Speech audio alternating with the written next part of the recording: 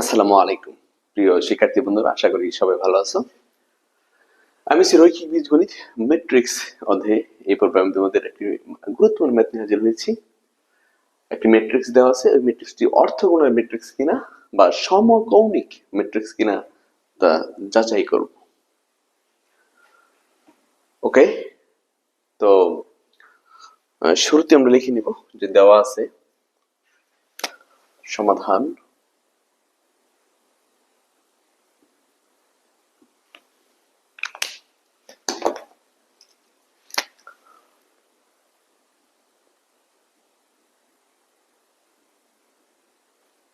দেওয়া আছে এই সমান, অবশ্যই আমরা এটা উঠাই নিব 1/√6, 2/5, 1/30 minus 2/√6, 1/5 minus 2/30,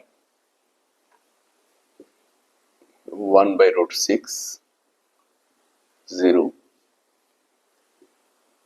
5/√30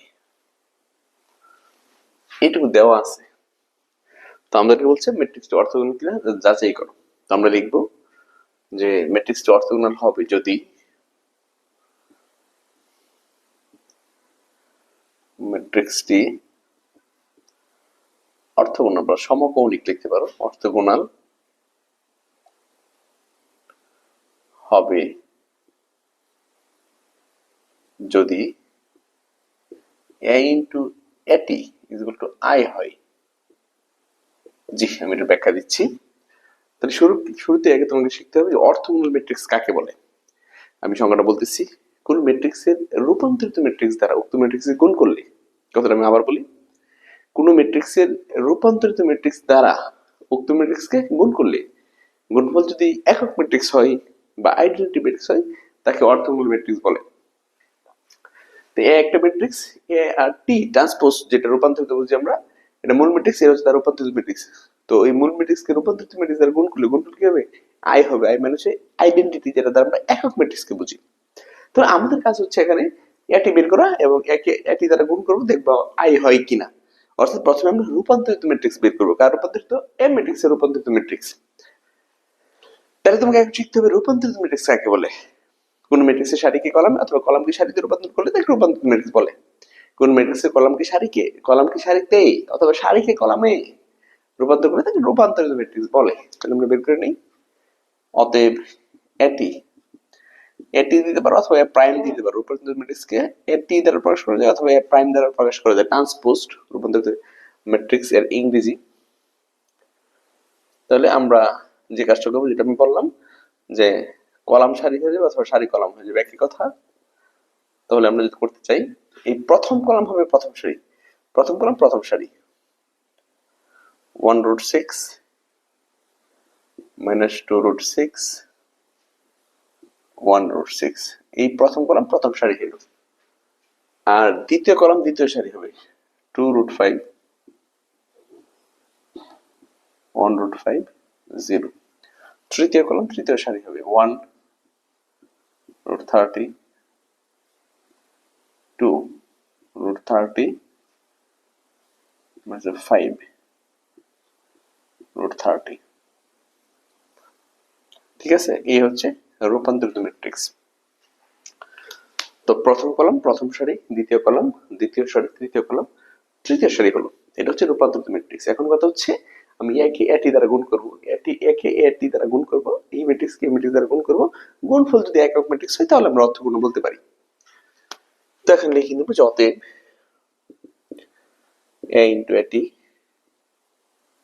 সমান, তো তোমাকে আগে এ ম্যাট্রিক্স লিখতে হবে 1/√6, 2/5, 1/30,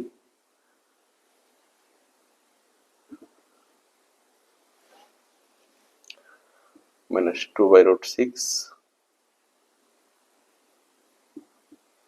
1 by root 5 minus 2 by root 30,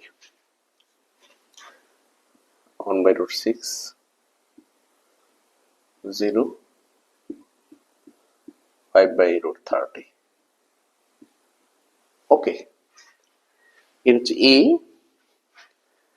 এরপরে আমরা এটি বের করব, এটি বসাবো। এটি হচ্ছে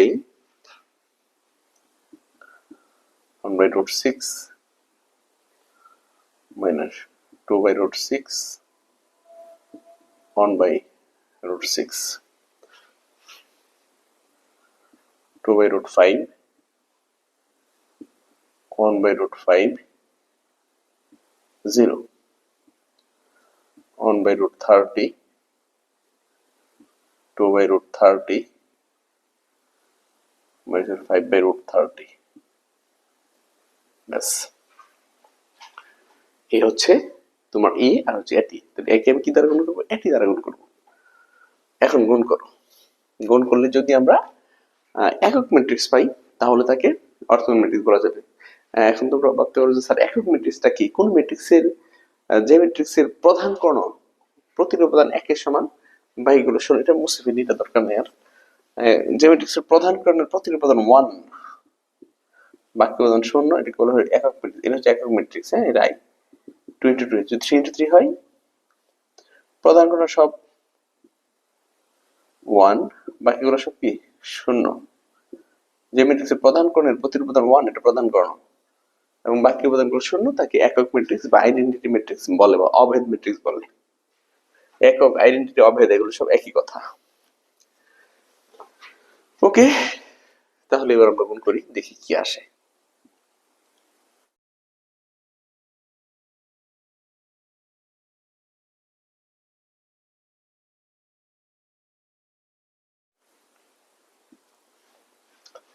গুণের নিয়ম তোমরা জানো, ম্যাট্রিক্সের গুণ আমি বলবো অবশ্যই। এই অর্থগোনাল ম্যাট্রিক্স করার আগে তুমি আগে ম্যাট্রিক্সের গুণ শিখে আসো, গুণ যোগ শিখে আসো, ভালো হবে।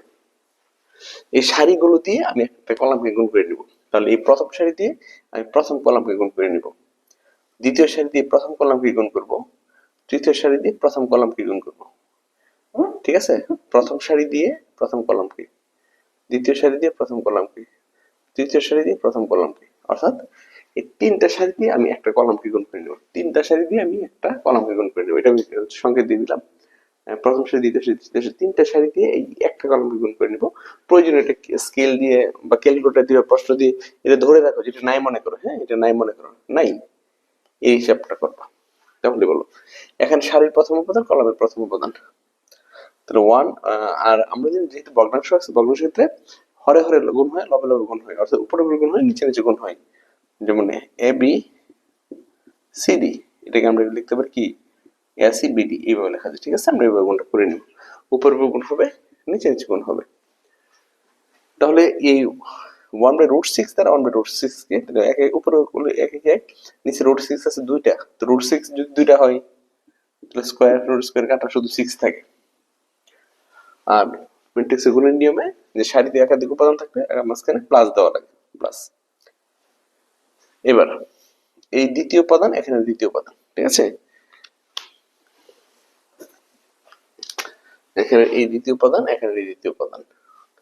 তাহলে যদি আমরা এই গুণটা করি, তাহলে উপরে 2, এখানে 2, দ্বিতীয় 4, নিচে √5 √5, তাহলে শুধু 5 লিখতে পারি আমরা। দুটো √5 স্কয়ার হয়ে গেছে, তাহলে শুধু 5 প্লাস উপরে 1, এখানে 1,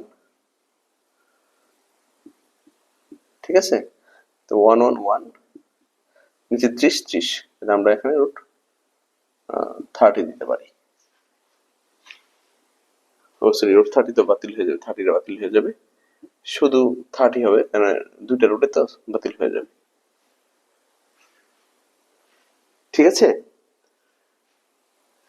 ওকে, তো দেখো তুমি, আমি সবগুলো সারি মানে প্রথম সারি দিয়ে কলামে সবগুলো উপাদানকে গুণ করে নিলাম, প্রথম সারি দিয়ে কলামে সবগুলো উপাদানকে গুণ করে নিলাম। এবার দ্বিতীয় সারি দিয়ে এই কলামে সবগুলো উপাদানকে গুণ করে নেব। ঠিক একইভাবে দ্বিতীয় সারি দিয়ে তো গুণ করো, এখানে মাইনাস, এখানে প্লাস, তো প্লাস হচ্ছে মাইনাস, মাইনাস উপরে 2 আর নিচে আছে √6 আর √6, তাহলে বেনিশ শুধু 6।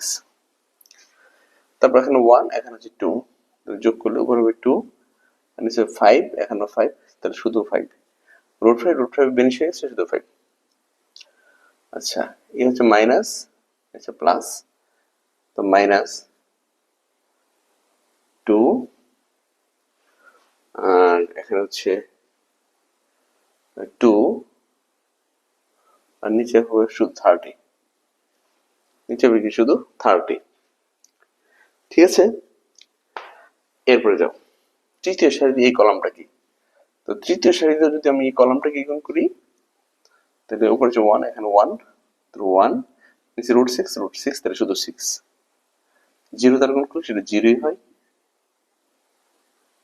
মাইনাস উপরে 5 নিচে 30। ব্যাস, আমি সবগুলো সারি দিয়ে কি করলাম, প্রথম কলামকে গুণ করে নিলাম।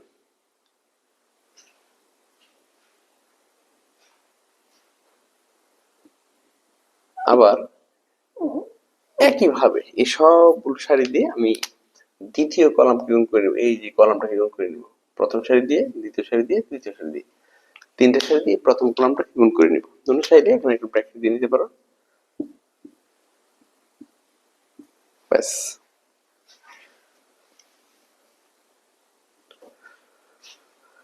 ওকে, ঠিক একইভাবে তাহলে প্রথম সারি দিয়ে এই দ্বিতীয় কলাম, দ্বিতীয় সারি দিয়ে দ্বিতীয় কলাম, তৃতীয় সারি দ্বিতীয় কলাম, তাহলে 1 উপরে উপরে সরি এখানে 1 আছে, এখানে -2 আছে, তাহলে অ্যান্সার -2 হবে। কি হবে এখানে -2, নিচে √6 এখানে √6 তাহলে শুধু 6। তারপর হচ্ছে প্লাস, এখানে 2 এখানে 1 আছে তাহলে শুধু 2, √5 তাহলে শুধু 5 থাকে, কারণ √5 কি √5 স্কয়ার, কাটে শুধু 5। তারপর মাইনাস,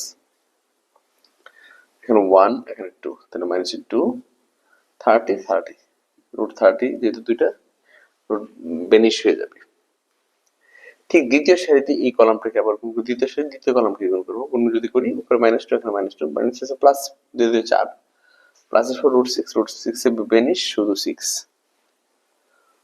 তারপরে প্লাস এখানে হচ্ছে 1/√5 এখানে 1/√5 তার উপরে হচ্ছে 1 √5 স্কয়ার শুধু 5 থাকে, মাইনাস আছে প্লাস 2 2 4 আর হচ্ছে 30। হ্যাঁ, একইভাবে আবার তোমার তৃতীয় সারি দিয়ে এই দ্বিতীয় কলামটা কি, তাহলে আমি যদি গুণ করি উপরে হচ্ছে +1 আর -2 তাহলে -2 √6 বেনিশ হয়ে যাবে শুধু 6, 0 সাথে যখন যাই করো সেটা 0, তারপরে মাইনাস এখানে মাইনাস, তোমার হচ্ছে প্লাস 5 দুগুণে 10, উপরে গুণ করলে 10 হয়, 5 দুগুণে 10 আর নিচে হয় 30।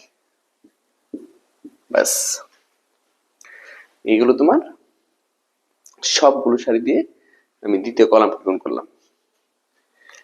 এবার আবার সবগুলো সারি দিয়ে তৃতীয় কলামকে, এই যে তৃতীয় কলামকে সবগুলো সারি দিয়ে গুণ করে নেব, তৃতীয় কলামকে। তো তৃতীয় কলামকে যদি গুণ করি ঠিক একইভাবে খেয়াল করো সবাই। হ্যাঁ, এখানে উপরে 1 এখানে উপরে 1 তাহলে শুধু উপরে 1 আর নিচে √6 এখানে √6 তাহলে শুধু 6, এখানে প্লাস 0 সাথে যদি গুণ করো তাহলে সব 0ই হয়। আচ্ছা, এখানে মাইনাস এই 1/√30 এখানে 5/√30 তাহলে মাইনাস যেহেতু মাইনাস দিলাম, উপর হচ্ছে 5 আর নিচে হচ্ছে শুধু 30, √30 বেনিশ হয়ে যাবে শুধু 30 থাকবে। ওকে বাবারা, এরপরে দেখো দ্বিতীয় সারি এই তৃতীয় কলামকে, তাহলে উপরে আছে এখানে -2 আছে, এই -2 ঠিক আছে, -2 নিচে √6 আর √6 শুধু 6 ওকে। এরপর 1/√5 0 সাথে গুণ করলে সেটা 0, আচ্ছা মাইনাস হচ্ছে প্লাস 2 আর এখানে 5 5 দুগুণে 10, √30 শুধু 30। ওকে, এবার উপর হচ্ছে 1 এখানে হচ্ছে 1 তো 1 6 √6 শুধু 6, 0 সাথে গুণ করলে সেটা 0ই হবে, মাইনাস এখানে মাইনাস হচ্ছে প্লাস, পরে হচ্ছে 5 হচ্ছে 25 আর নিচে হচ্ছে 30। ব্যাস, এই হচ্ছে তোমার গুণ। এবার গুণফলগুলো লিখবো আমরা। খেয়াল করো সবাই, যদি গুণফলগুলো লিখি কি আসে, গুণফলগুলো আমরা একটু দেখে নেই শুরুতেই।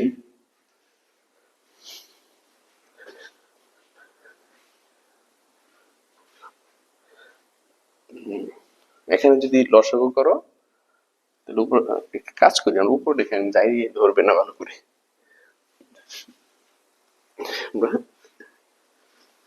এখানে লিখে ফেলি।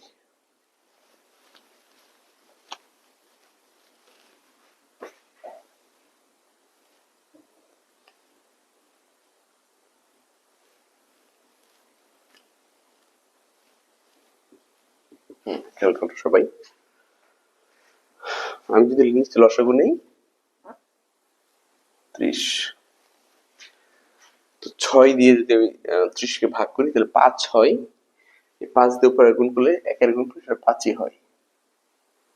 যোগ 5 দিয়ে যদি 30 কে ভাগ করি 6 হয়, 6 দিয়ে 4 গুণ করলে 4 24 হয়। আর 30 দিয়ে 30 কে ভাগ করলে সেটা 1 হয়, 1 দিয়ে গুণ সেটা উপরে 1ই হয়, 1।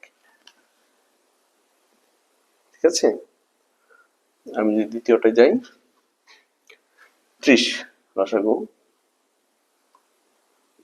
30, 6 দিয়ে 5 কে 30 কে ভাগ করবো 5, 5 দিয়ে 2 গুণ করলে 5 দুগুণে 10 মাইনাসের।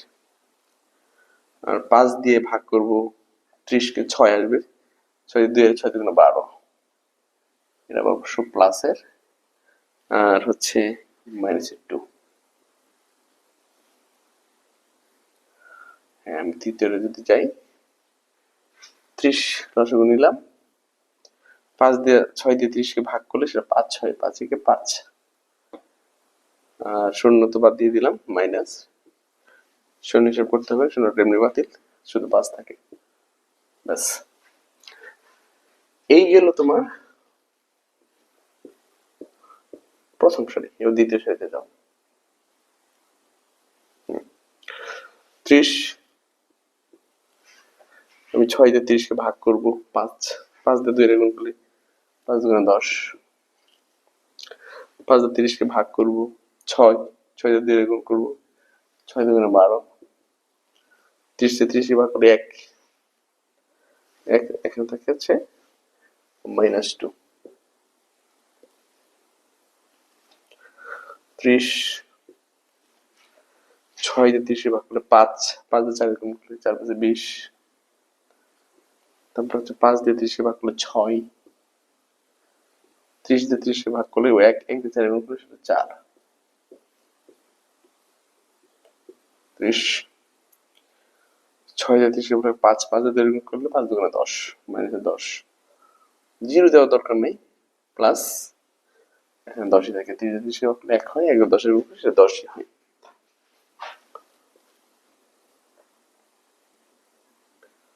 30, 6 দিয়ে 30 কে যদি ভাগ করো 5 হয়, তাহলে উপরে 0 বাদ দাও, -5। কারণ 30 দিয়ে 30 কে ভাগ করলে 1 হয়, 1 দিয়ে 5 গুণ করলে সেটা 5ই হয়।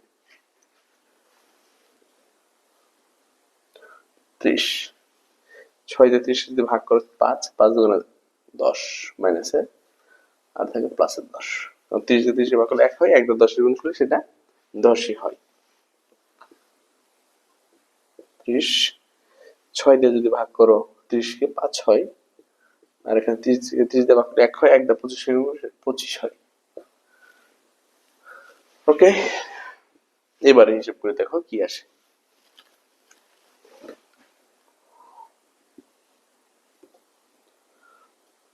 তাহলে উপরে আসে 30, নিচে 30, আর এখানে উপরে প্লাসের 12 মাইনাসের 12, প্লাসের 12 মাইনাসের 12, নিচে 30, 30 শূন্য, এখানে 30 প্লাসের 12 মাইনাসের 12, 30 উপরে 30, 30 উপরে শূন্য, 30 উপরে শূন্য, 30 উপরে শূন্য, 30 উপর 30। এবার ভাগ করে দাও, 30 দিয়ে ভাগ করলে 1 হয়। উপরে 12 থেকে 12 চলে গেলে 0 হয়, 0 কে 30 দিয়ে ভাগ করলে সেটা 0 হয়। আর এখানে 0 কে 30 দিয়ে ভাগ করলে 0 হয়। 12 থেকে 12 চলে গেলে 0, 0 কে 30 দিয়ে ভাগ করলে 0 হয়, 30 দিয়ে ভাগ করলে 1 হয়, 0 কে 30 দিয়ে ভাগ করলে 0 হয়, 0 কে 30 দিয়ে ভাগ করলে 0, 0 আর 30 কে 30 দিয়ে ভাগ করলে 1 হয়। এটা হচ্ছে আই, কারণ এখানে প্রধান কোনো প্রত্যেকটা 1, বাকিগুলো কি 0 হয়ে গেছে। তো আমরা লিখে দিতে পারি যেহেতু a ইন্টু a ইনভার্স অথবা এটি সমান আই, সেহেতু ম্যাট্রিক্সটি অর্থগোনাল। ম্যাট্রিক্সটি অর্থগোনাল।